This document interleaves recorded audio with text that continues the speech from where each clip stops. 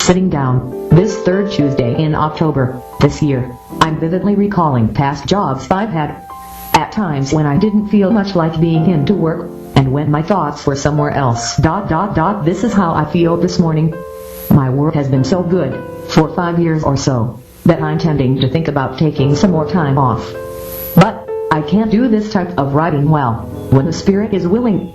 And then there's a longing for the communion you find when in a fixed gaze with a spiritual elder. Nothing can replace this type of wholeness.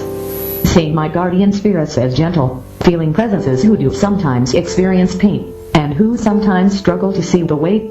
This somewhat prepares me for the existence up ahead. The place up around the bend. I do somewhat feel that I want to get my snoozing in, while never lapsing into unconscious or unwanted behavior.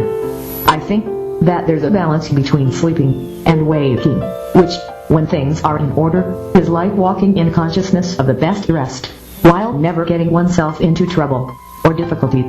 This kind of drowsy, sometimes somnolent waking, dreaming consciousness gives you the sense of days flying past. Work is accomplished. Just being in total harmony with one's own best inner workings. The being of oneself free to dream. I'm beginning this new part 3 of this 3 or more part audiobook in the manner I've always used. Receptively coaxing my own best work forth. The love and affection I feel for my own spirit guide really does pay off when I'm able to just leap ahead, exponentially, through role starting some writing. There's a world we won't speak of negative critical sentiments, when we live in close partnership with higher ascended beings. So, one wants to be prepared to set any negative critical ideation entirely aside, and resume one's own best work. An understanding that such exists almost exclusively within your imagination. Such doesn't really exist. But, you do have to see past a lot, to just operate normally. But, so, when this is built into one's basic modus operandi, this ability to see past it, there won't tend to be any gloom which can derail the train. Although it may try, you should be tolerant despite any evil. This might be the answer to the ultimate question. This is the way to save a life, and not to harm it. At any rate, I'm going to gradually try and generate enthusiasm for this beginning article, and on to the later parts of the chapter, and the finishing of this audiobook. When I stop and think about it, I do know a lot more than I ordinarily reveal at the surface level. But, my mind requires refocusing, in the manner of a brainstorming, after a resting period, in order to access much any of its knowledge, at all. So, this is what I am doing, now. My new album of original piano playing, called An Hour of Goodness, has just been released in a new directory, and, hopefully, this will bring new readers and listeners my way. This album comes after the somewhat middle-of-the-road, Flowers and Weeds, project. This was released after my world-famous, Home Planet, project, which came in after a period living with a Moonflower Suite program. So, these have been the most recent for recordings. They're, in my opinion, some of my best work. I sit here, on this couch, after having finished a plate of food for lunch. I am restfully putting a few recent thoughts onto my blank page. This feels like just what I was always meant to do, at such a time as this. I think that this pleasant mood and state I find myself within suggests that I truly am at my best when I am busy, with a cool morning or afternoon, breeze in my hair. It's not hard to understand how prolific I have grown. I just work like this, as an antidote to feeling outmoded and useless. You see, as people, we desire, at best, to bring new life into the world. If this desire, this creative urge, can be fulfilled by the best writing, or musical expression, then maybe we've accomplished this objective, already. If you're not feeling bliss and happiness, then maybe you're too out of touch with the creative powers in your life. Purest creation is the purest bliss. The allowing, and becoming as one within your own latent life. Allow yourself to feel the bliss of the creative latency of the heart of your own thoughts new becoming. At any rate, at around the area of one's lips and tongue, is what I feel to be at the beginning of the third and maybe last chapter of this From Dream to Product audiobook. In point of poesis, where something is made out of nothing, and as it by bellows, and expanding. The coming into being of a new line of thought, for instance. especially as when such is written. But it's at this point, within this process, that there's an enormous sense of relief, and of completion, and of a rejoining with one's own best offering. And the pain I feel from day to day, then, is my misinterpreting, my misreading, of the extreme bliss and happiness of the creative principle at the mouth of myself, where my thoughts and ideas take place, where this writing is born. So, if one feels pain, just remember that such is only the exact reverse of the bliss which is present there at all times. In case you didn't know this already. Oh, I'm glad to have gotten this part of this article written, and can rest for a few minutes while such is considered and thought of. Wow, when I consider how dumb some of my mannerisms are sometimes. But I think that this is mainly because of how my raw, unfiltered feelings and emotions are precisely where I begin in relating to complex visionaries. I just have to tell myself and reinforce deeper values than surface appearances would initially begot. The problem is that I'm always tending to get caught up at the surface level without attending to the heart of things. I would say that people at a developed stage of publishing, like myself, when the spirit travels more places in one day than you can't think of, will be so used to the thought of their own ghost. This is what I think of as the ascended in life perspective. It's not overly concerned with physical appearances, unless one just happens to dispel the tokens, the waves, or the centuries, and makes oneself to see the mortal coil. In our hours of reflection, we're reluctant to see this chrysalis, and I think that we should be kept from excessive worrying over one's physical state. Pains and aches should be seen to, before any real artistic or literary creative output can begin. This is just my speculation. The pain one may feel, I think, is just an omnipresent bliss and contentment, in reverse. God, so as not to keep myself in the dark, as to the pain in the world, lets me pay dues, so to speak, proportional to how my public image will tend to go, in the present sense. No pain, maybe no gain, especially if I think our image is to be more widely referenced, or resourced. But some will tell you, as well, that we should resist pain in any of its guises. Speaking for just myself, the entire decade of my 20s, I was in pain. But it would never last indefinitely. I would eventually self-medicate the pain. At any rate, at the moment, I'm feeling the dull throbbing pain on the entire right side of my face. But I can't tell myself that this is just the extreme bliss of an active creative principle at the doorway of becoming, in reverse, as one's thoughts are given out into the world, without our actually knowing what is being said. This sometimes causes this dull throbbing to one's side. So, if I'm definitely conscious and aware of the endless bliss and contentment of a happy heart, I can't guess my pain is caused by a talkative mouth, sending thoughts outward, without my being aware of it. Trying to roll with the punches, in this case, will be like just blindly going, an acceptance that a striving ego will sometimes be trying to make his or her peace with a power which is not present physically, at my location, or time. Reasons for this may be various, but might mainly be around the filling of myself in as to sometimes actual differences and difficulties with readers, or listeners. For instance, as not all creative projects are created equal, some were in fact given as amateur art forms, these having been somewhat short of mastering the emergent realities which were forthcoming. In particular, I would offer my 1999 and year 2000 projects. These are highly desired, nevertheless, for their own sonic advantages, over somewhat more low-fidelity music, which others may be. At any rate, you can see some of what an ordinary time might well include. As you can't please everybody, all of the time. So you have to please some of the people, some of the time. You just please yourself. Anyways, I have given these thoughts to my pages, tonight. I can't tell that these ideas are coming to their conclusion now, so I'll wrap them up, and add them in with the others. Now, all for now, Greg. Till then, when a materialist enters into the world of spirits and shadowy ethers, the world awakens anew. I think that it's just somewhat of a fact of life, how, after age 55 years, or so, of living, a person's mind tends to really appear to acquire a depth, as he or she makes alliances with younger folk.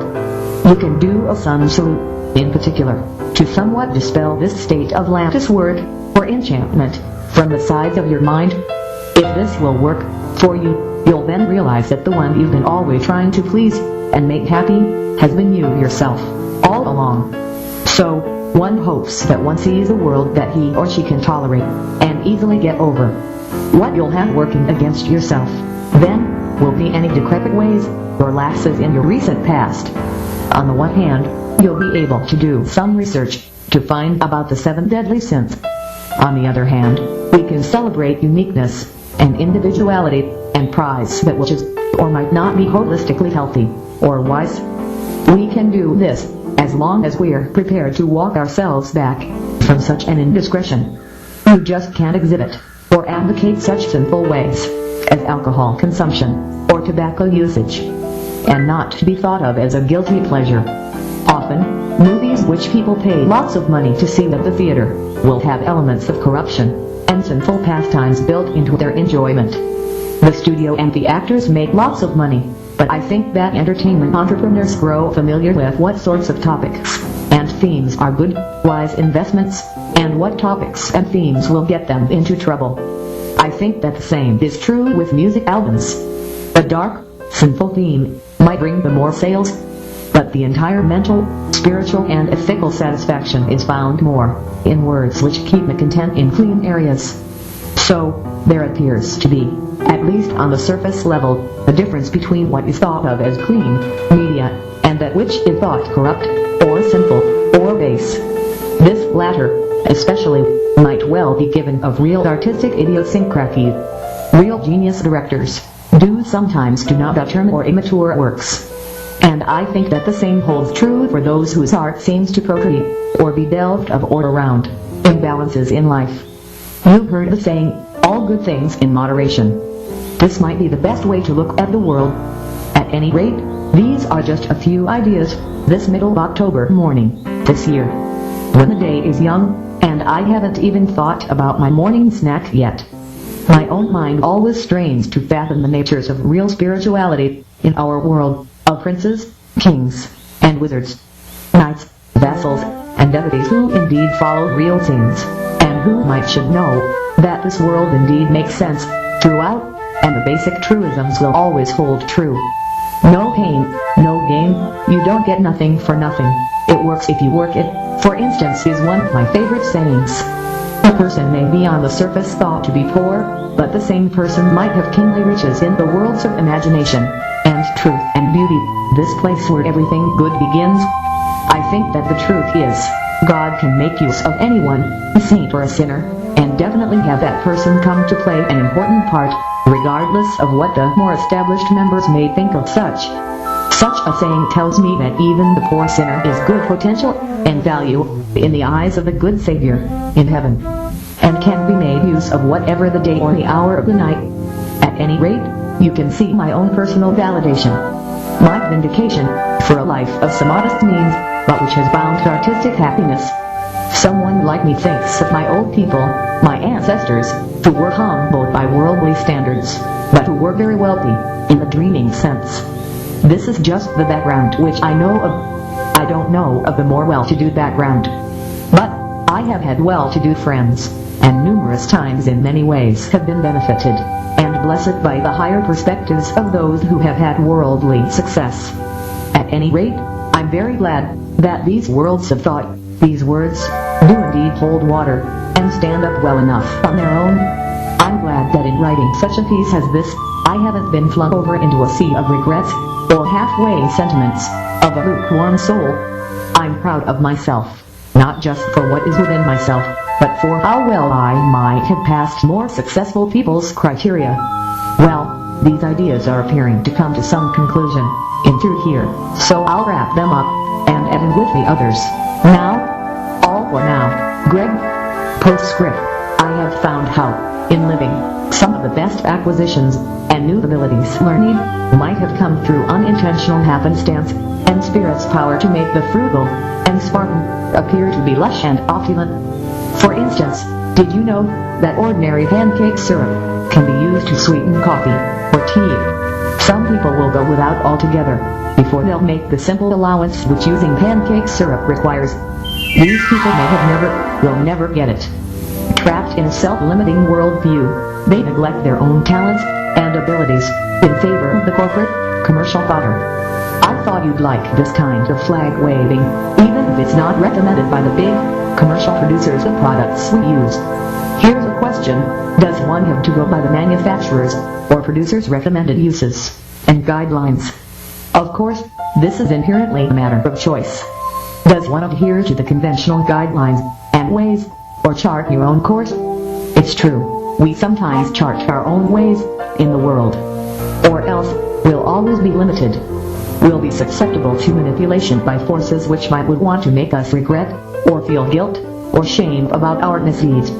Our shallow understanding of our own actual liberties in this world. I'm not trying to go against the teacher's rule. I'm just reminding myself of the basic liberties and rights which we as citizens of a free land do have. At any rate, you do have to go by an accredited school's curriculum, or you won't get that school's certificate of approval. But, if you don't mind working for yourself, and using ingenuity in all things, you can skip college. If your mind's not in it. For instance, at age 18, you can't take the course of your life at the street level scene if you think you can get by. But, people somewhat living at the subsistence level sometimes need assistance just to make expensive rent and utilities in this world, not to mention automobile payments and insurance. You see, the Social Security Administration is our safety net for the crippled, the elderly, and the out of work, the unemployed, or unemployable. I hope you understand your own unique disabilities if you're living on insurance, on a fixed income. Or, maybe, like myself, you try and balance your disability by trying your best at being an amateur entertainer and content developer. Does this offset the grief of being unemployed? At any rate, these have just been some ideas. Anyways, all for now, Greg. Till then, I'll sit to collect a few thoughts, now, at 9 p.m., on this 4th Thursday in October, this year. I'm fairly exhausted, now, as it's been a long day.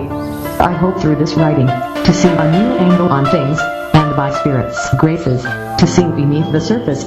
I may not know quite what is on her mind, and be surprised by what arises. I've gotten an article written, then, gone to the store for groceries, washed clothes, and produced my first version of the new Part 3 for this audiobook.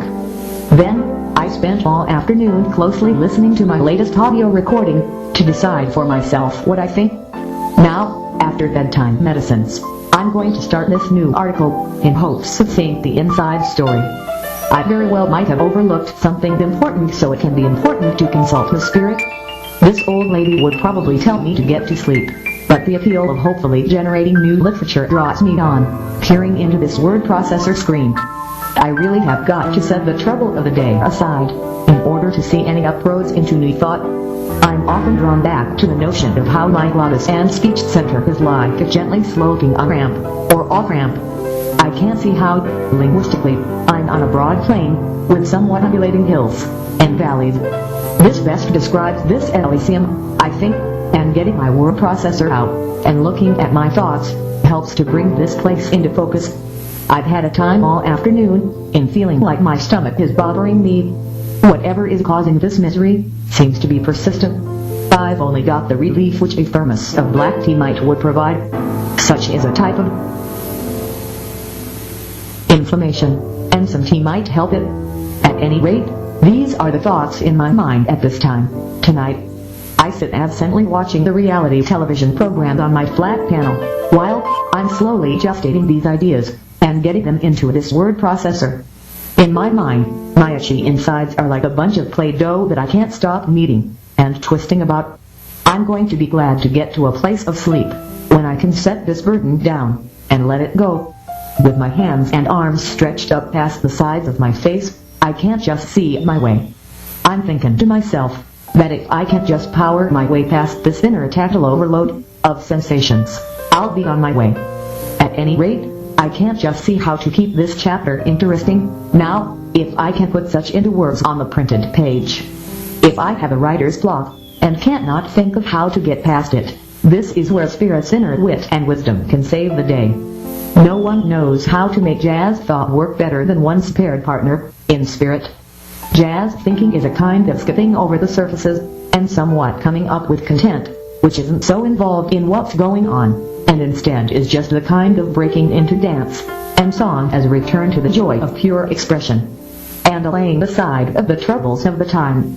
Just letting rhythm and harmony and melody speak for itself, for a time. If for no other reason than to somewhat start a discussion.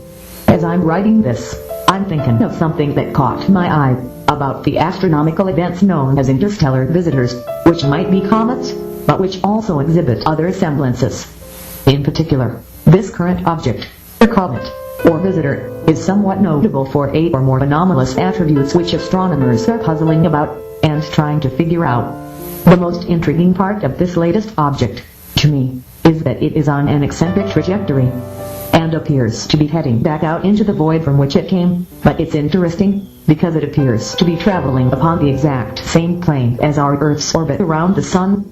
This suggests to me that our encountering this object is no mere haphazard or chance development, but is a carefully guided meeting, in the same sort of manner as our own probes of the other planets in our solar system, which have had trajectories meant to give us the best views of those planets, and to relay the information back to our Earth. So it looks like we are being probed, in much the same manner as we have probed Jupiter, and Saturn, and other planets. In particular, the Cassini and Voyager I and II probes were carefully guided so as to give us the best views of these other planets, because we were in scientific study of them, and the probe's cameras, in particular, and other sensors were designed to relay information back to scientists on Earth, to increase human knowledge and understanding of worlds beyond.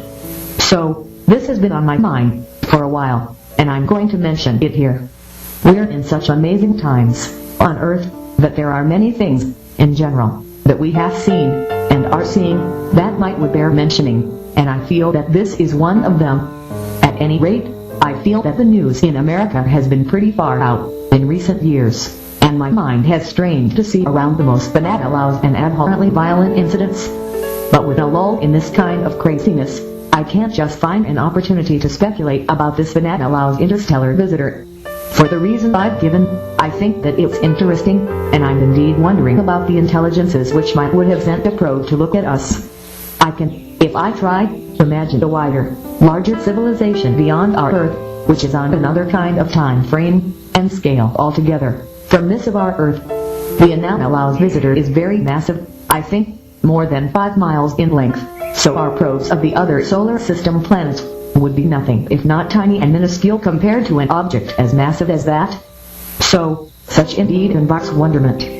See, I use jazz thinking to kind of start the dialogue with my higher spirits, and the first thing that comes to mind, the very first, is about this interstellar visitor.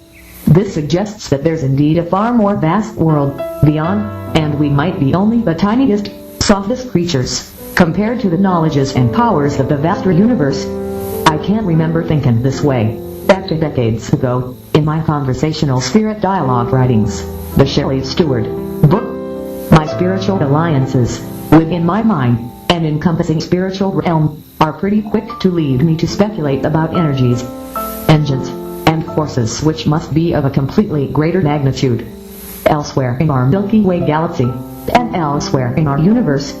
So, you see, the times are really reminiscent of those times before, and I don't think that I like it very much. I'm highly afraid of events which are on a cosmic scale, as, of course, I fear that they may have political differences and analogs with times in our country, and with the world. At any rate, these have been some thoughts. I'll let these ideas come to rest for a time, and consider this a completed article, and add it in with the others. Now, all for now, Greg. Postscript. My writings such as these are, at the heart, spirit conveyances. Cross-dimensional forays into our humankind's relationships with, and speculations about, the greater cosmos. So, you can see how I might be concerned about our having perhaps entered into another time of change, or upheaval. I do hope not, but I have to offer the reality check. I do remember previous speculations around our species' relationships with abstract, more vast or encompassing intelligences, and I'll never forget the sting of those previous times. My own life was plunged into a time of personal turmoil, which culminated in a very serious suicide attempt. I nearly died, and will never forget those times. The political times were nothing if not cataclysmic, and our nation had to take on a role of a sort of a punisher, as peoples outside of ourselves felt the sting. I never want to go through it again. There's something about having a relationship with space people, in general, be they ancestors or elders, which seems to require a sort of be tolerant despite any evil approach to living, and this, I can't see, shapes so much of how we live, and feel, and see. Let us hope that such a clarion call is better remembered than before, and negative changes can be kept to a minimum. Let us hope that the posturing by some on the far side of the globe can be kept by us in perspective, as we remember how our time in our nation is much more secure, and as a people we in general want only to keep the peace, now more than ever. Our advances in binary microtechnology has outpaced our wildest expectations, and I for one enormously cherish the having of such vast information in the palm of my hand, and wouldn't wish to compromise what we have found for anything. So, you can see how I feel, and how simple, spirited, jazzy oriented musical thinking can arrive upon such haunted concerns. But this is in spirit's nature, this global ideation and thoughts around mankind's best destiny, and ensuring that such is kept in the safety zone. We just don't much like some of the other nations' leaders' provocative ways, and don't wish to be like them. My nation is a proud keeper of our peace, and we should be thought of as such, not as a warring nation, nor as a posturer. This writing is just a good opportunity for me to reiterate this belief, as many of us share, those of us who have a voice, and who do share our thoughts, notably the majority of the free world. At any rate, all for now. I'll bring these thoughts to a conclusion now. All for now, Greg. Tilda, sitting in my usual place, to get some writing done. This morning, I'm trying to see, and register, just what good work I've managed to get accomplished this month. And if the work I've done is really any good. On the one hand, my writing, and music, and art is somewhat at the heart of my respected culture, and may occupy a large place in the reading life of my contemporaries. My work isn't just any work. It's gifted with spiritual intelligence, the sweet touch, and the wisdom of my years.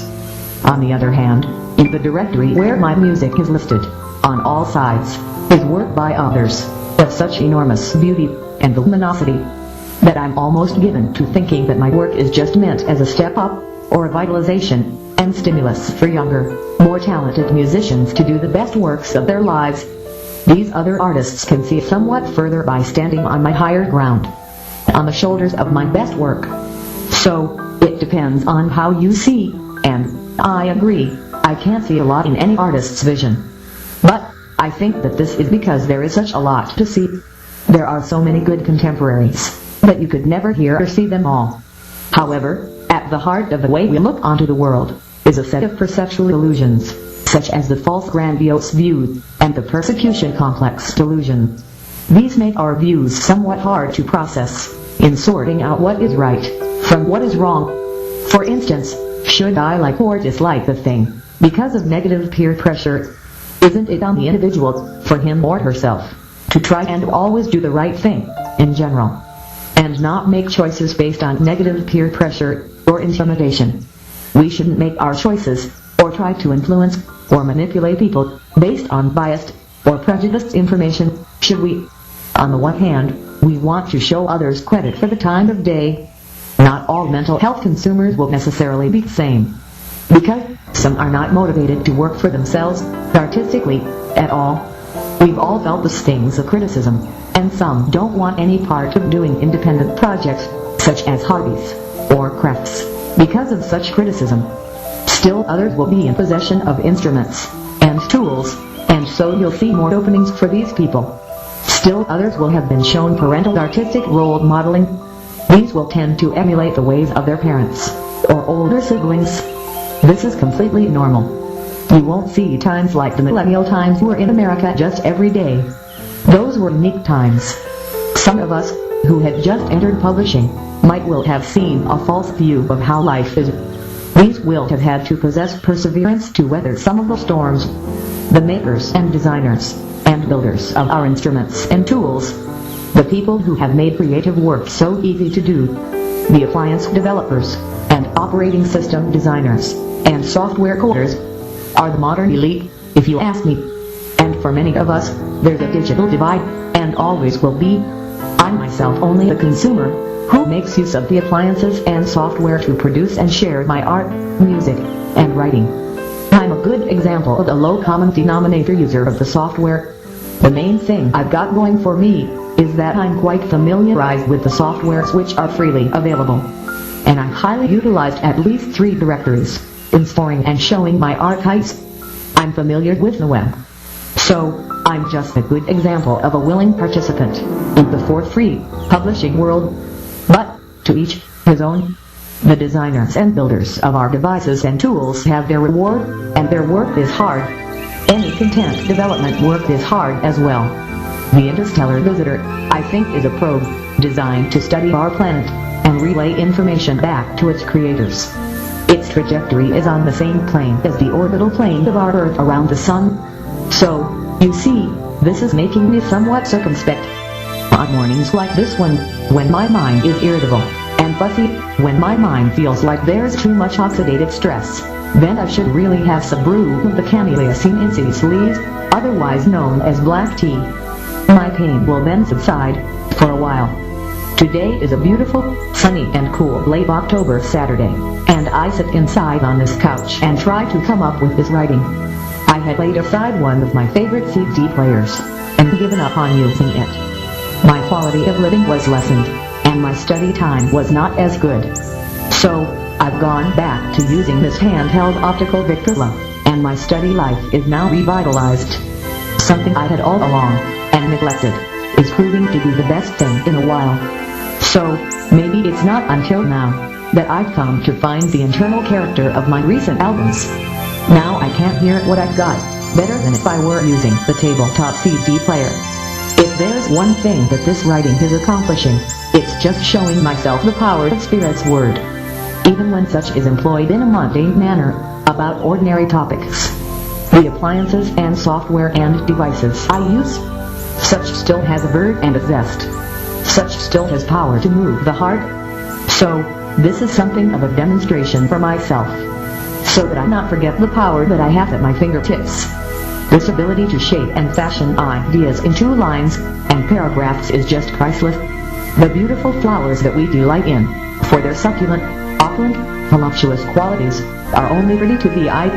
When we go to try and grasp, or probe, and touch them, they lose their attractiveness to ourselves, and become mere objects.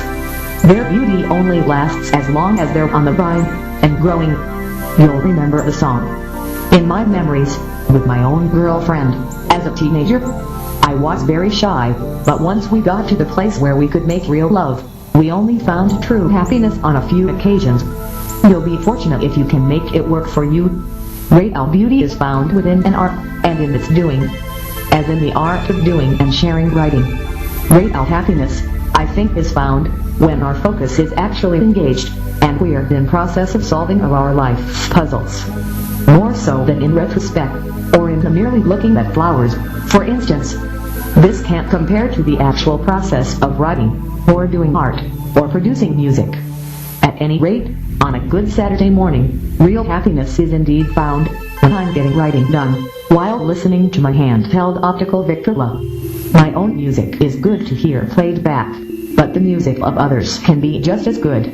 It can be very useful in finding perspective, to listen to others' work, and find some of the same issues that you find with your own works played back. Great art and music will all have certain similar parameters. You'll come to recognize in your own work what you can hear in others. I think that the best art and music will always be born of an intrinsic duality of gender attraction, from within its relationships, onto said media. At any rate, my memories are refreshed as to one of the most influential music partnerships of my teenage years. Still 30 years later, listening produces the same great response. At the heart of it, it was a unison, and was especially built around a duality. Such still makes my heart thrill to hear played back. The thing to remember about my own sound is that such is technically somewhat humble and plain. Much of my work is in drab clothing. But, at its heart, such is the duality of gender attraction, and the art of the refined unison. You see, I tell myself that I'm so poor, and musically I'm not worth anything. Then I'll turn and be really moved by that spiritual unison, and I'll remember that, I think, is what qualifies this for any status such may have. It's certainly not from my good looks, or flashy ability. At any rate, it just goes to show you, great beauty is more than just a surface phenomenon. It does help to know the difference. If a writing or music, or art is thought to have truth, or beauty, such will always be the product of an inner relationship. Any writing or artistry will be situated at the apex of a lineage of development and refinement. The crystalline gemstone is a thing to cherish and prize, whether it's in its development, in the womb of the earth, or encrusted in a princely crown. Such is still a precious thing, even in the rough. At any rate, these have been some thoughts. You might look upon rude work, in development stage, and wonder, how could such lead me to reveries, or move the emotions of others, when such begins in such crude state? But, you see the power of a skilled content developer. At any rate, these have just been a few ideas. I can't see them coming to their conclusion now, so I'll wrap them up and add in with the others. All for now, Greg. Till then I found that in living my life, and in writing this journal, and other digital media, much of what I do is quite experimental. My mind is somewhere in between the sieve and a sponge. I pick up and glean bite-sized pieces of information from disparate sources. My video jukebox, and my audio playback sessions, and importantly, my text reading sessions. I believe that our lives are what happens, while God stands about and forms opinions of ourselves, and importantly, about the unfolding time and space itself. I know how there are certain texts which I'm drawn unto time and again, which are highly revealing of my spirit. I'll peruse these certain favorites and experimentally kind of look and see what I come up with, what ideas hang around in my mind from reading to reading. I found it highly interesting to learn how a great, renowned writer I know of, whose name was something of a household word around the start of the 20th century. Before she rose to fame, she garnered for herself some fierce opponents, as, I think, people worried themselves over her new development. The woman clearly knew her stuff, but before she could really get started, she had already been investigated for fraud. How is this like today's climate? In some ways, someone might be strong in the spirit and possess great insight, but if some people are excited by your ideas, still others will want to challenge them and say that you're out of bounds, out of control. In our nation's leadership, having brilliant ideas and knowing how to implement them is apparently all it takes to earn you some critics. Our culture today is such that you have to keep your profile low, or right away everyone is contentious. I myself have been blessed in that I haven't ever drawn real negative critics. There's been such a depressed time in our land. Too many broken families emerged out of the 1990s, and men who grow up without a good dad sometimes have problems. Not always, though. Back in those days, there were some who were addicts. I myself was one of them. I lived from drunk to drunk, and from pill bottle to pill bottle.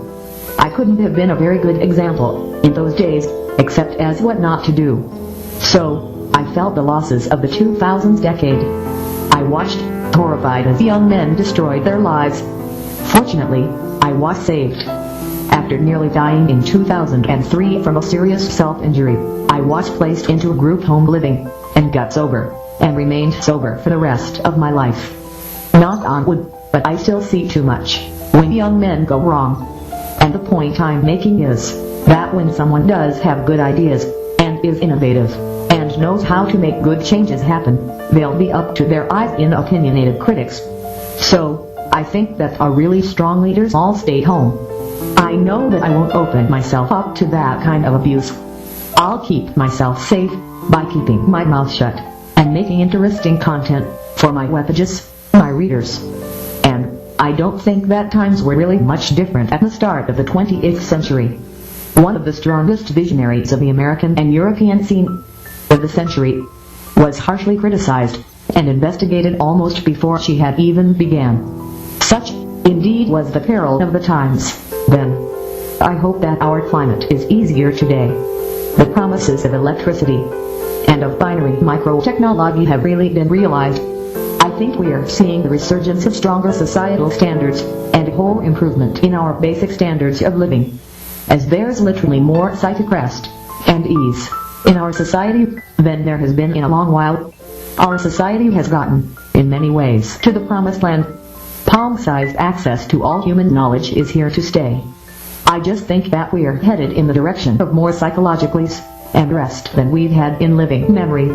Isn't that wonderful? Who isn't a believer in the promises of electricity now? Oh boy. But there are trouble areas, and this latest batch, you can see, are in people's minds. I think that I've already spoken of in my recent writings. What about these? But, on the whole, I think that I'm resting better. Not because there haven't been any bad boys from broken homes, because there have been, but because psychologically, I'm happier. My own cards are more on my table. For instance, my own life has been a journey of what next. For 30 or more years. Not only is my own work more evident and good, but the fire of microtechnology has burnt through the brambles, and we're left with fertile fields. My generation, many of whom got in on computers on the ground floor, I think, are resting better. Our picture is more complete. At any rate, you can see how, after a day or two of reading snippets here and there, in my library, I've developed a somewhat new set of ideas. And this is less like a measured course than a mad scientist experiment. But you can see areas where my thoughts have roamed. And at this time, thinking isn't illegal. Self-therapy, by mulling over and writing of ideas gleaned from one's library per Rousseau, isn't illegal either. Many people, of course, are hurting. There are scars. I have my own. Many people are addicted to nicotine. There are many alcoholics who may be running from bad feelings by hitting the bottle. I know, I lived at that level, and I was a pretty bad case, with my lower extremity agitation. I only knew one person who was similarly in anguish, in those days. Many drinkers have their own codes of honor, and won't act in certain ways. I was a pretty bad case, until God, a good God, chased the anguish and grief out of my life. I've been prolific ever since. You mean, space people, or something have powers that you can't describe, or even see, or know of healing, and regenerating, and restoring life, and well-being. More than just angels, and spirits. Because once you really find the way to sobriety, you'll stay with it, for good. And the health department will partner with you, if you're willing to stay sober, and go by the rules. I wouldn't be here now, if a kind, careful surgeon hadn't stitched me up in 2003, with no wound contamination, or any infection. I could have died had the picture been different. Had surgical medicine not been there, that is. My mama made sure I had a phone line in my apartment, because she saw the direction my life was going in, after the millennium. So, I could call the paramedics. At any rate, like I said, my mind is a cross between the sieve, which grabs hold of bite-sized pieces of information, and a sponge, which soaks up whatever it's placed with, until it's full. And this output, you see, is the overflow. So, I'm very blessed, and can give back. So, this is what I endeavor to do. Now, I'll wrap these ideas up, and add them in with the others. Now, have a good new week. All for now, Greg. Till then, sitting down, this fourth Monday in October, this year. I'm particularly enchanted and interested by the bright sounds of our volunteers. The songbirds outside my window. It probably seems to them to be about as autumn as you can get. The only thing missing is the pumpkin on our front walk. I was looking at some text files yesterday, and came across a paper on how autism is really the neurodivergent childhood diagnosis. Neurodivergent is an interesting word, which, to my understanding, means usage of one's brain and consciousness in alternative ways from what society's directives tell us. To me, this means, among other things, talking to ghosts. This time we are in, presently, Oktoberfest, and Samhain, or Halloween, could be thought of as a neurodivergent holiday. when spirits run like a current just beneath the veneer of our society, and when whimsy and little tricks are the norm, not the exception. So, I'm glad to hear the songbirds talking outside my window, because such is reassuring, at a time when Mother Nature has been such a destructive, deadly force. Even this morning, Hurricane Melissa is whipping Jamaica and Haiti to the southeast of Florida with Category 4 winds.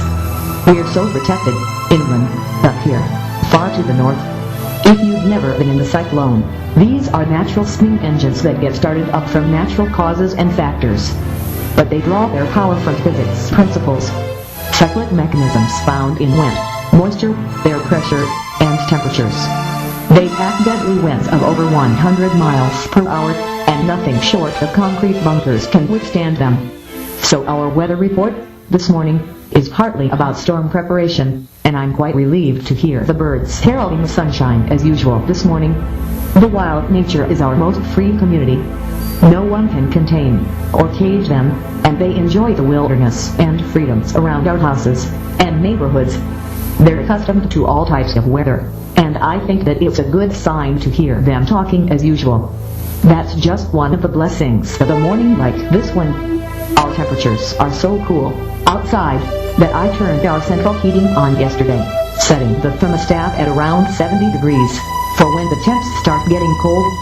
We'll get our medicines at around 9 a.m., and some of us will have appointments, but some will have the morning to make use of, and I've gotten this writing started, and will return to work on this. Well, as I said, this week is Halloween, the neurodivergent holiday when children talk to ghosts and play little tricks on people. Spiders will also be a factor. At any rate, that's what might be going on. Our breezes this morning are fairly still, with only slight zephyrs occasionally rustling the leaves and branches. It's very good to have someplace that I'm supposed to be, and to be there, indoors, out of the chill morning air. If there's one thing that most of us count on, other than the 24 hours in a day and night, the sun in the sky, it's the usual first frosts around the 1st of November. Rarely is there an exception. I'm just mentioning this, and it's a game I imagine. How will this season's cold weather enter our lives? Will it appear as expected on the 1st of November? At any rate, I've got a pitcher of hot black tea in the kitchen that I'm going to have some of over ice. And I'm giddily thinking about this sweet treat. This is the honest truth. That's all that it takes for me to be happy. But you've got to know to keep your mental sun salute going, or your arms will get tangled in your ears. I've got some forward-thinking media on the offering this morning. There are shows of others, which I would like to hear myself. In particular, I enjoy programs from aging podcasters whom I've followed through the years. I try and to show them support, as getting older can be hard. They say that the Saturday night comedy hour this past weekend was good and funny, but I'm too caught up in my own inner promise to really be able to enjoy such a program. What with a new audiobook coming along, and a new keyboard album bringing in listeners, the past year or so, I've enjoyed greater readership than I ever found before. But my music isn't really that popular compared to the commercial network television favorites. It's way too obscure. My ideas are pretty limited, though, and this article is no exception. My ideas skipping along like smooth stones over the surface of the water.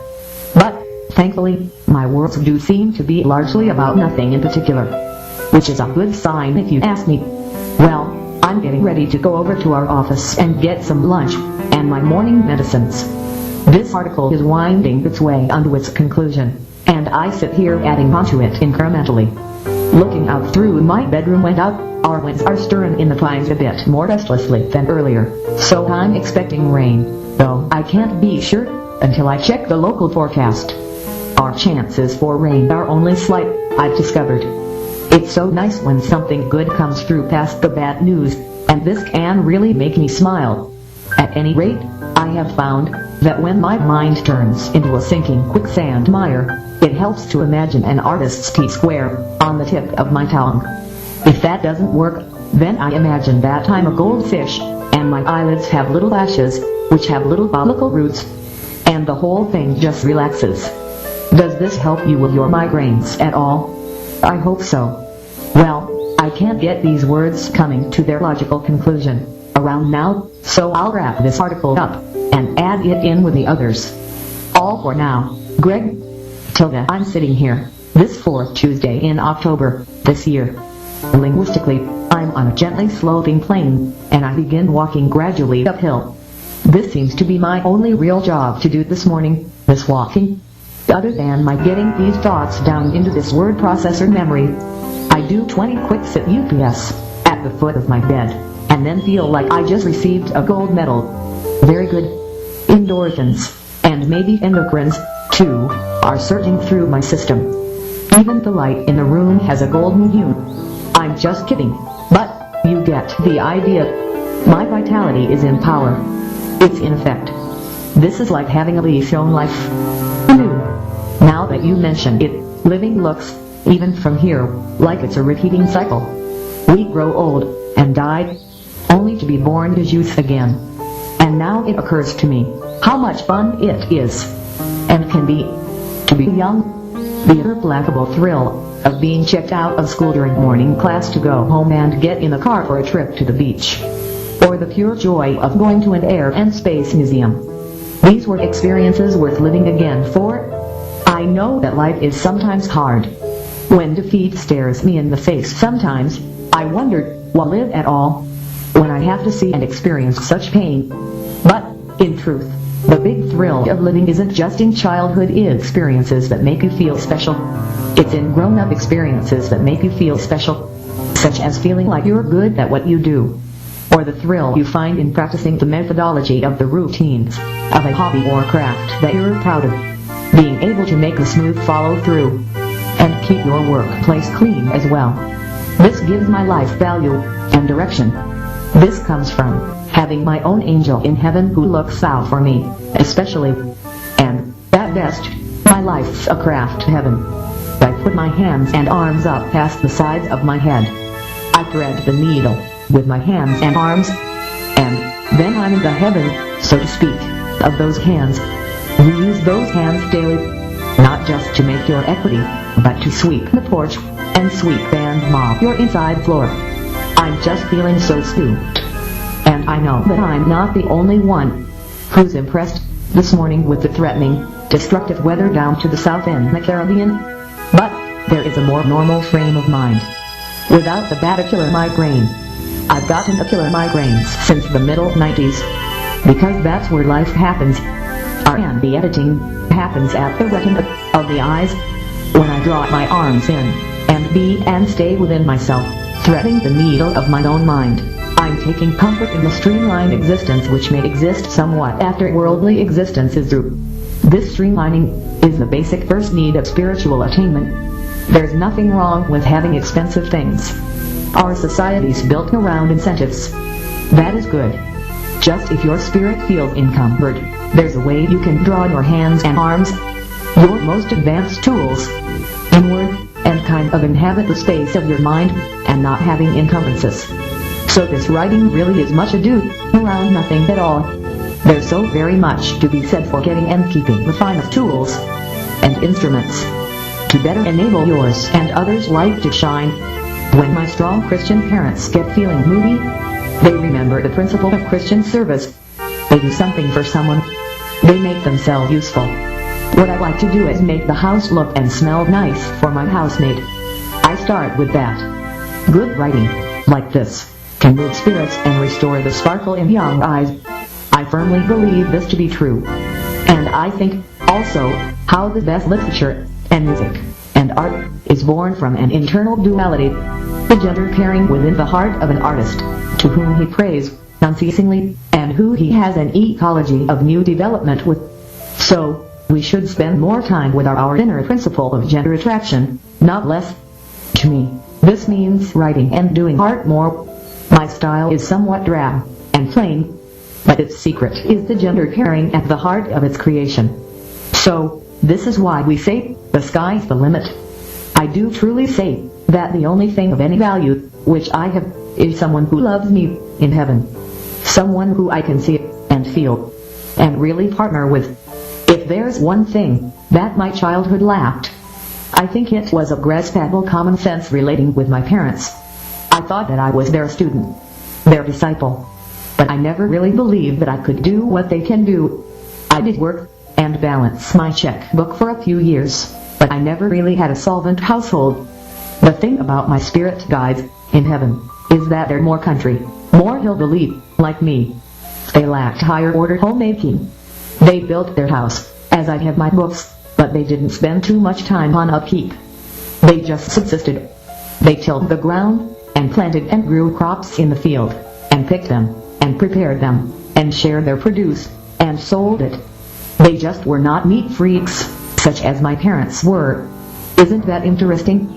That type of higher cleanliness is next to godliness, is kind of rare. Few really have that much. That's a rare talent. Such is like being an educator. You're part of an elite group. My parents were experts at making a home atmosphere and style where me and my sisters could be really happy. Their main ability was in fostering a good home atmosphere. Plus, they gave me lots and lots of books, so I could educate myself. See? But those like myself, the hillbillies, are in one camp, and the neat freaks are in another. At any rate, just some thoughts. There will be someone who really needs this idea, so I'll be glad to add this writing in with the others, and send it along on its way. Now, all for now, Greg.